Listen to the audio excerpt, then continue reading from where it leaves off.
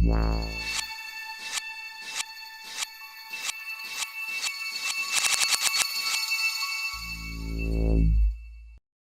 everyone, this is Ben, and today we're going to look at the basic functionality of V-Ray for Revit, as well as going through the process of setting up and rendering a scene. V-Ray for Revit was designed with architects and designers in mind. Essentially everything you need is located right here in this ribbon. Now let's examine each of these buttons in greater detail. Current View. Current View is where you select which view you would like to render. Next we have the Render button. Here you can start your rendering or send an export to start rendering using one of three options. You can either use Render with V-Ray, which uses our standard production engine, Render V-Ray RT, which uses our real-time rendering engine. This engine will actually use either your CPU or your CUDA-enabled GPU. And finally, there's Export VR Scene. This allows you to export your scene as a file which can be opened in an external application such as V-Ray Cloud or V-Ray Standalone. Next we have the Show Hide Frame Buffer button. This shows and hides the V-Ray frame buffer, which is the V-Ray rendering window. Quality. Here you can select from a range of presets which go from draft, which is fast yet very low quality, to very high, which is slower yet best quality. Resolution. Here you can either use one of our presets, type in your own custom resolution, or use your view's crop region by using the crop box option. Up next we have the lighting section. Here you can easily enable and disable your artificial lights, and you can change your environment light by using either the V-Ray Sun, which gets its location from the Revit Sun in your camera scene.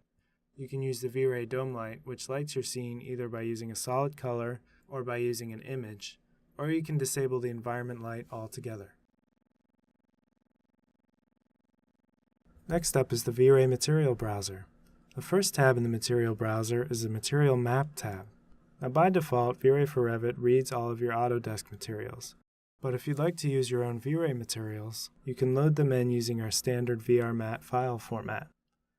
The next tab is the Override Materials tab.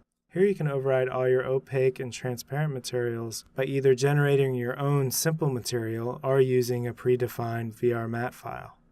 Under Camera Settings, you can easily adjust exposure. You can enable depth of field for more advanced users, or if you enable both options under stereoscopic rendering, you'll have an image ready for VR. And finally, we have the V-Ray Global Settings. I'd like to go over a few settings which are important to users who are just starting out. The first of which are under the Paths tab. Here you can set the material paths, which are folders that contain VRMat files you are using, and IES Light Paths, which is where you list your folders that contain all your IES files. Next we have the Share tab. This is where you can easily import and export settings to be used with other users or with other projects. And finally we have the Objects tab. Here you can set an infinite ground plane at a specified height. And with that, let's go through the process of rendering an image using V-Ray for Revit. What I have open right now is the basic sample scene that comes with Revit. What I'd like to do is render this living room view, but as you can see, the V-Ray toolbar is grayed out. This is a limitation put on us by the Revit API at the moment. So what I'm going to do is switch to another view. It can be any view as long as it's not a camera view. And once I've done that, I'm going to select the view I'd like to render, the living room view. I'm going to select the quality I'd like. Let's go with draft for now. And then I'm going to set the resolution. I'm going to go with a very small resolution to start out. Everything looks good. Exposure's fine. I'm going to go ahead and start an RT rendering. Now this is a real-time rendering, and this is going to allow me to fine-tune some settings before I'm ready to produce my final rendering. So as you can see, this has already started rendering.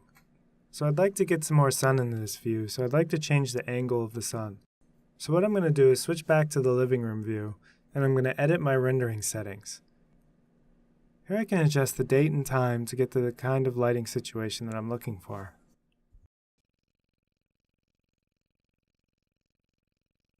As you can see, as I make these adjustments, it's adjusting in real time both in the Revit window and in the V-Ray RT window. This is the biggest advantage of V-Ray RT.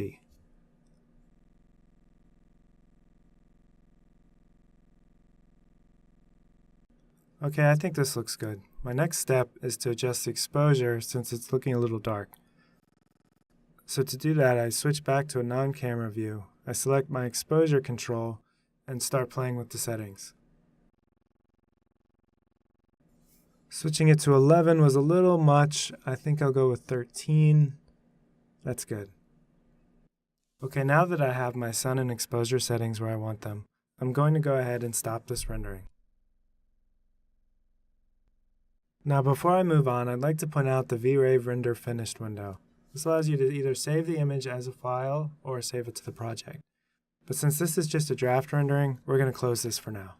Now to get ready for the final rendering, we just need to change a couple settings. We're going to change the quality to something higher. Let's go with high. And let's change the resolution to something a little bit better. Now all that's left is to hit render. Now this time I'm going to use the production renderer, which is the regular render with V-Ray button. This is the best option to use for producing final results with less noise. Now when using the production renderer on any setting other than draft, V-Ray goes through two quick pre-passes before going through the final pass. The first one is called the light cache, and the second one is called the irradiance map. Now that the two pre-passes are done, the final rendering is started. At this point, I'd like to fine-tune some of the exposure settings. Now I can actually do this while the rendering is going. If you select the button on the bottom left corner of the frame buffer, it exposes a selection of post-processing tools that you can use while it's rendering or after it's stopped.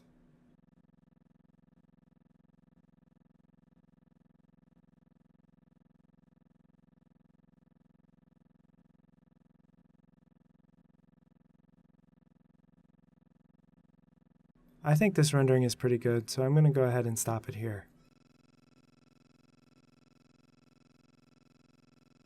At this point, the V-Ray Render Finish dialog pops back up. I'm going to go ahead and save this straight to the project. And that's it. We now have a V-Ray rendering stored in the project and ready to go.